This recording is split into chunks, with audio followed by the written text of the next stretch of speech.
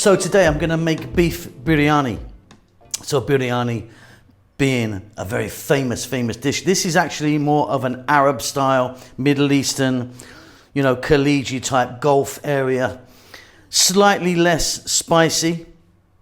There's actually no chilies in this one, but it is absolutely beautiful. We've got some beef there. I've made it super soft and tender. This is delicious. Welcome back once again to How to Cook Great. So let's get started by seasoning our beef. Now here's my beef here. That's about 1.5 kilos of beef, which I think is about £3 roughly. There's no bone in there. There's a little bit of fat on it, which I love. Some olive oil we're going to add, salt and pepper to taste, and then here's our spices. So we've got 2 teaspoons turmeric, 2 teaspoons black lemon or lime powder, or you can use a whole one like that to put that in. And then here we've got cumin, 2 teaspoons, 2 chili, 2 coriander, 1 green cardamom powder. Very simply, that's all going to go in with some oil. We're going to mix it up and season it for a little while. Okay, I've got a glove on because I'm going to go in with my hand, or you could mix it with a spoon if you want. So let's get that salt and pepper in there. Then let's take a look here. So the green cardamom powder, the chili powder, and the coriander powder, in that goes. And then here we go with the black lemon powder, turmeric, and the cumin. Nice bit of olive oil in there. And then I'm going to go in with my hand and give that a really good mix up. Back in a moment.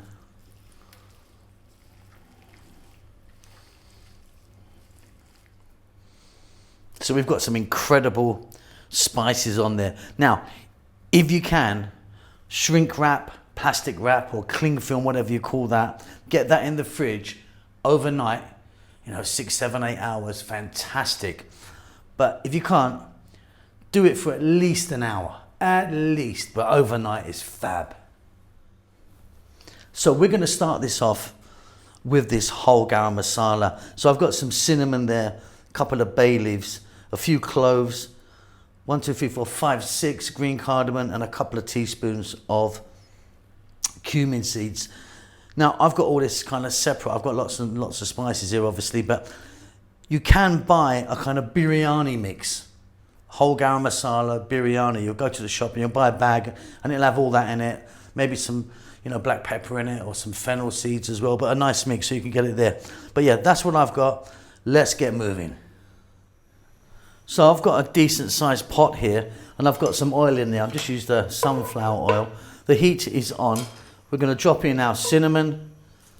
We're going to drop in the bay leaf and then the cumin seeds, the cloves, and the cardamom pods.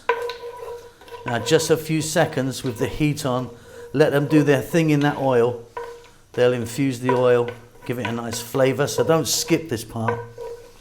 Then what we're going to do, we're going to get our seasoned beef in there and we're going to brown it for about 5 or 6 minutes. So here we go.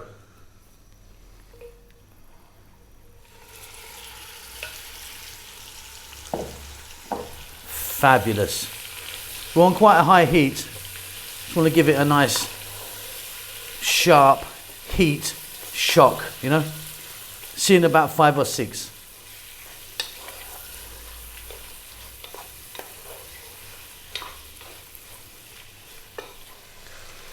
So that's just got a nice little bit of colour on it. Now what we're going to do is I want my beef to be super tender. So I'm going to add some water to this now. Enough water just to cover it. Stay on this heat and I want to cook that water out. So cook it for as long as it, you know, it will evaporate out. Not completely, but pretty much all. Now, depending on the quality of the beef you've got, you might need to do this once or twice. Now I'm going to do this in my pot. If you have a pressure cooker, you could use that and it'll really speed up the time, you know, by sort of 4 or 5 times. Give it a stir every now and then, but yeah, we just want to reduce that water down via evaporation. It's really going to help that meat get super soft. Okay, so I've actually done mine twice, so this is the second time round now. Gonna go for about another 4 or 5 minutes. As you can see, it's evaporating out. It doesn't need to be completely dry, but what we're doing here is doing ourselves a great service and favour, because we've now really got this beef nice and tender.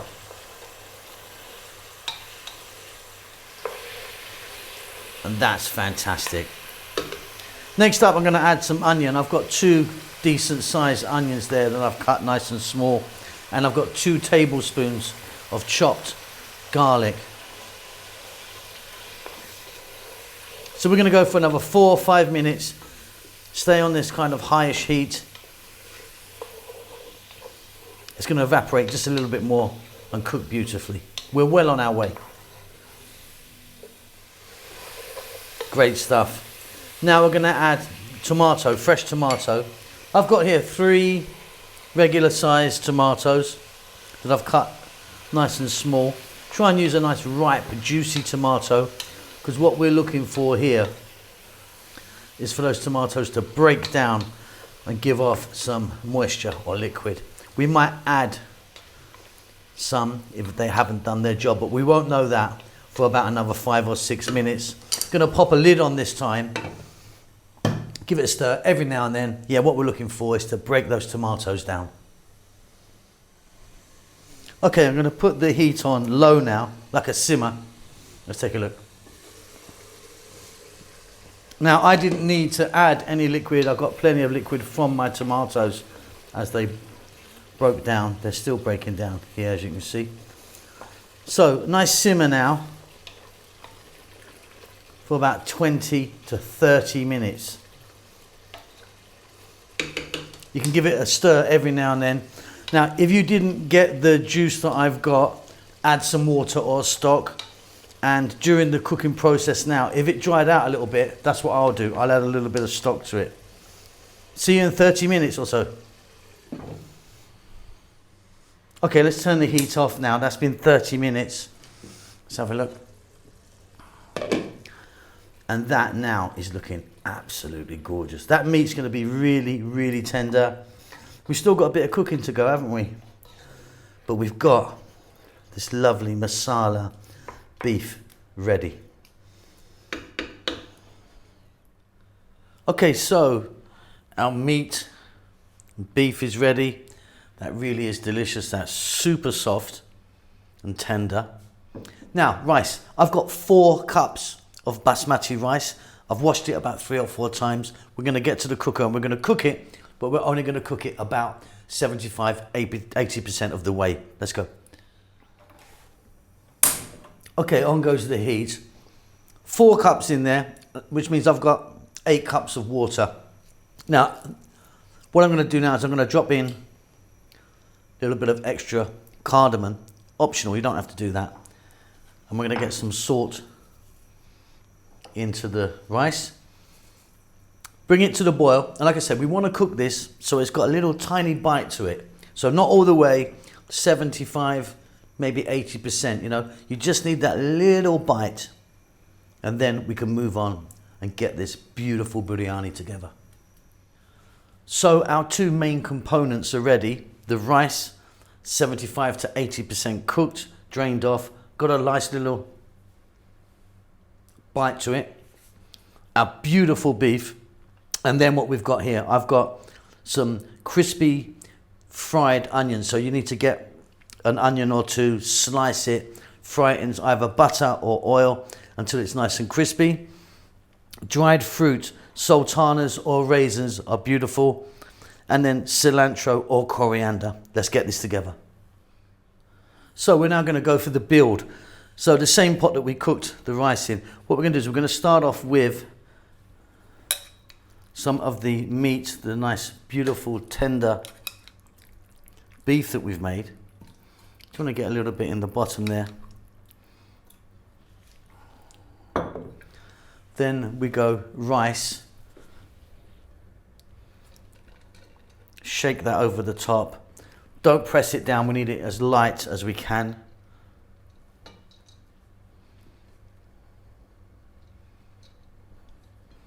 Then I like to get little bit of dried fruit in there. I mean, completely optional this, but I think it's delicious in there. And then cilantro or coriander, whatever you call that. And play around with the amounts that you want. And then we're going to repeat the process. And what you need to do is end up with rice on the top.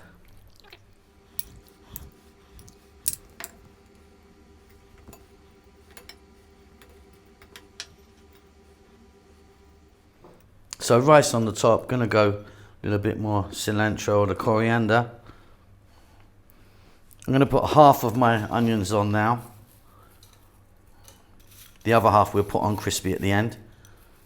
Now if you wanted, you could get some turmeric, like a teaspoon of turmeric into some water, and then mix it and then drop it through. It'll colour some of the rice. Or if you wanted, saffron, again in water and drop it through, or zafaran.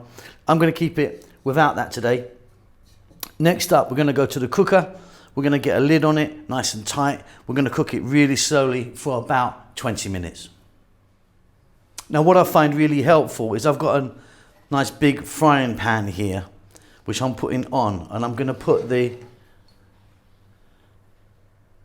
pot in there. So what you've got is you've got a shield, you know, between the flame and the actual pot. You can use a griddle plate or whatever, something that does that. But yeah, I find that really helpful.